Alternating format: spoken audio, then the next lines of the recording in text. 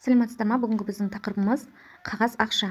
Сен 1000 теңгелік, 2000 теңгелік, 5000 теңгелік ақшаларды ажыратуды және түрліше төлем жасауды үйренесің. Осы сабақтағы тапсырмалардың қалай орындалатынына назар аударайық.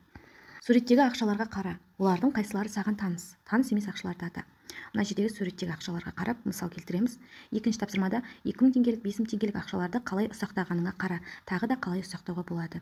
Осыларға тағы бір мысал келтіре кетейік. Мысалы 2000 теңгелік ақшаны 1000 теңгелік және 1000 теңгелік етіп ұсақтауға болады. Я болмаса 4-500 теңгелік етіп ұсақтауға болады. Ал 5000 теңгелік ақшаны 2000 және 1000 теңгелік ақша етіп ұсақтауға болады. Я болмаса 1000 теңгенің бесеуі қылып ұсақтасақ болады.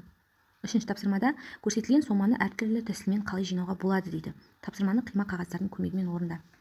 Мысалы бірінші 9000 теңге. Бізде 9000 теңгелік ақша жоқ, иә? 9000 теңгелік ақша жоқ. Оны қалай жинақтасақ болады? Ол үшін біз 5000 теңгелікке қосамыз. 2000 теңгеліктің екеуін алсақ болады. Онда 9000 теңге шығады. Я болмаса 1000 теңгеліктің 9-ын алсақ болады. Одан кейін екінші 6000 теңге. 6000 теңгені қалай жинасақ болады? 6000 теңге 5000 теңгеден біреуін алсақ болады және 1000 теңгеден біреуін алсақ болады. Я болмаса 2000 теңгенің үшеуін алсақ болады. Яғни 2000 теңгені 3-ке көбейтсек 6000 шығады. 6000 шығады. Келесі 3000 теңгені қалай алсақ болады? 3000 теңге, яғни 2000 және 1000 теңге етіп алуға болады. Я болмаса мына 1000 теңгенің үшеуін алуға болады. 1000 теңгені көбейтеміз 3-ке. Сонда бізде 3000 теңгелік шығады. Келесі 1000 теңгені қалай алсақ болады? Қалай жинауға болады? 1000 теңге, мынадай тұтас 1000 теңге бар. Я болмаса 500 теңгенің екеуін алуға болады. 200 теңгенің бесеуін алуға болады. Так, енді 700 теңгені қалай аламыз? 700 теңге 500 теңгелік және 200 теңгелік етіп алуға болады.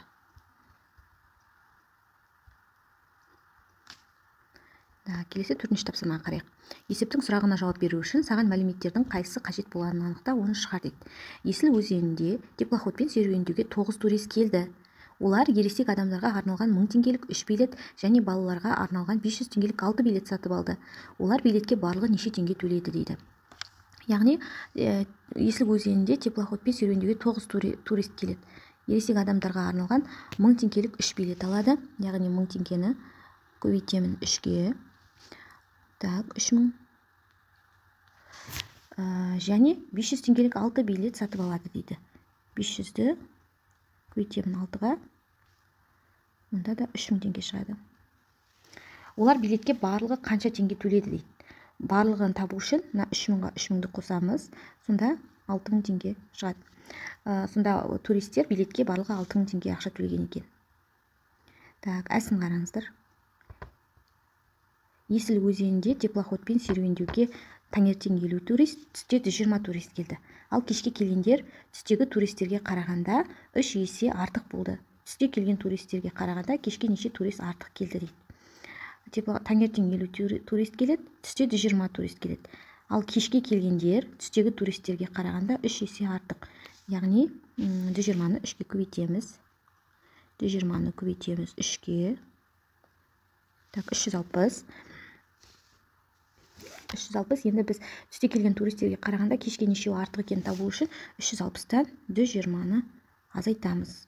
Сонда бізде 240 шығады. 240 турист артық екен. 5-ші тапсырмаға қараймыз. Өрнектер мен суреттер бойынша есептер құрастыр дейді. Біріншісін қарайық. 120 мен 2-нің көбейтіндісін қосамын 150 мен 2-нің көбейтіндісіне.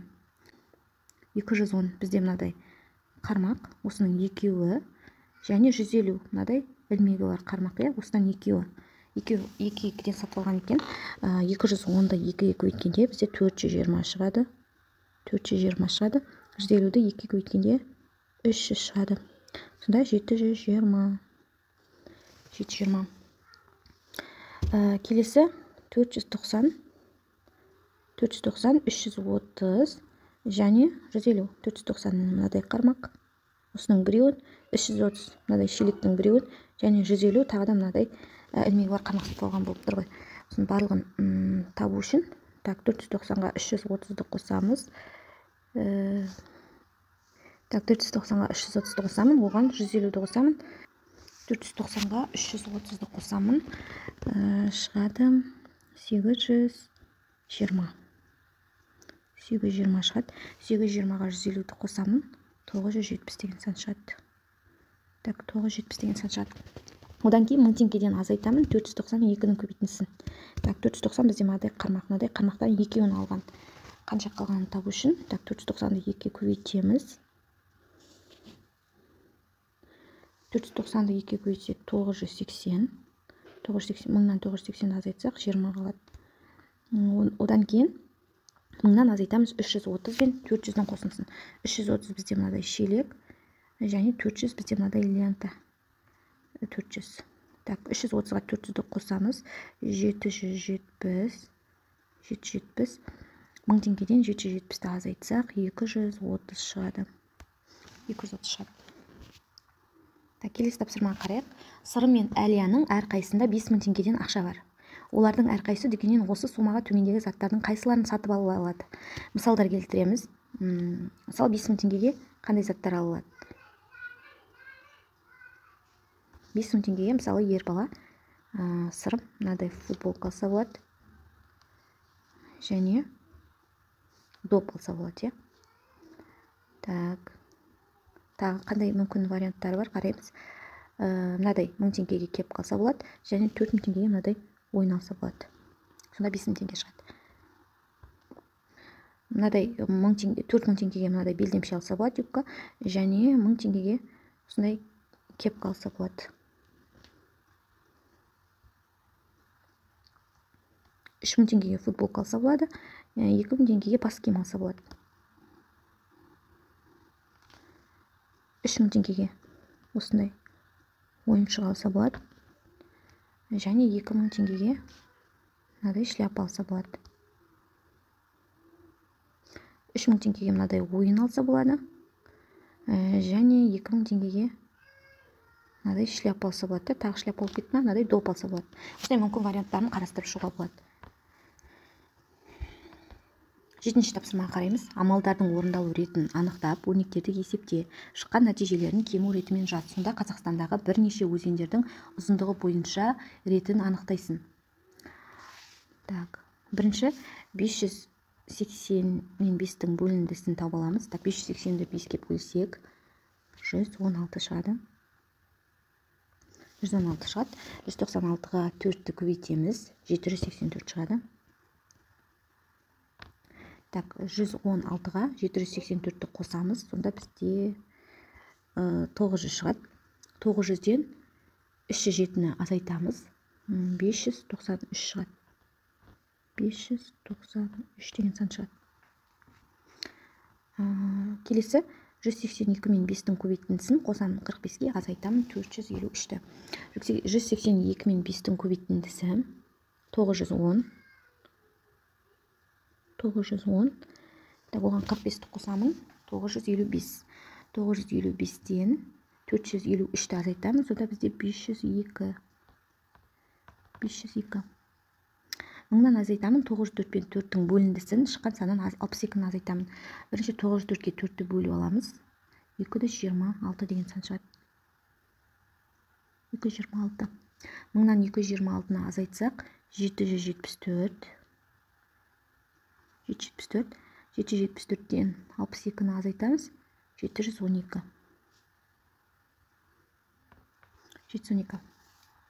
576-ға қосамын, 708 мен 3-тің бөлінісін, шыққан саннан 12-ні азайтамын.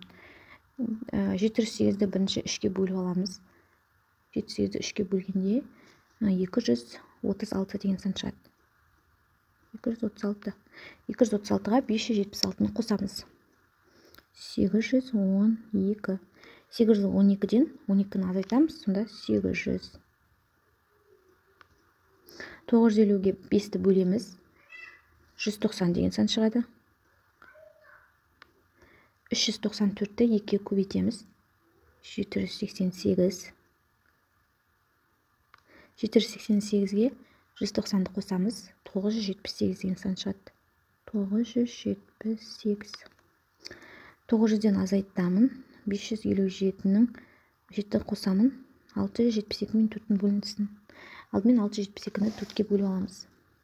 672-ні 4-ке бөлгенде 168 деген сан шығады. Одан кейін 900-ден 557-ні азайтамыз. 343 деген сан шығады. Одан кейін 343-ке 168-ді қосамыз. 511 деген сан шығады. 179-ға 4-ті көбейтеміз. 716 деген сан шығады. Шыққан саннан 160-ды азайтамыз. 556. 556-ға 269-ды қосамыз. 825 деген сан шығады. Енді реті бойынша жазып қарайық. Бірінші бізде ең үлкені 978 Нұра екен. Бұл бірінші. Так, бірінші бізде Нұра екен. 978. Одан кейін 825. 825 бізде Торғай екінші екен. Одан кейін 800 Ойыл үшінші. Одан кейін 712 Жем төртінші. Одан кейін 593 Ырғыз бесінші.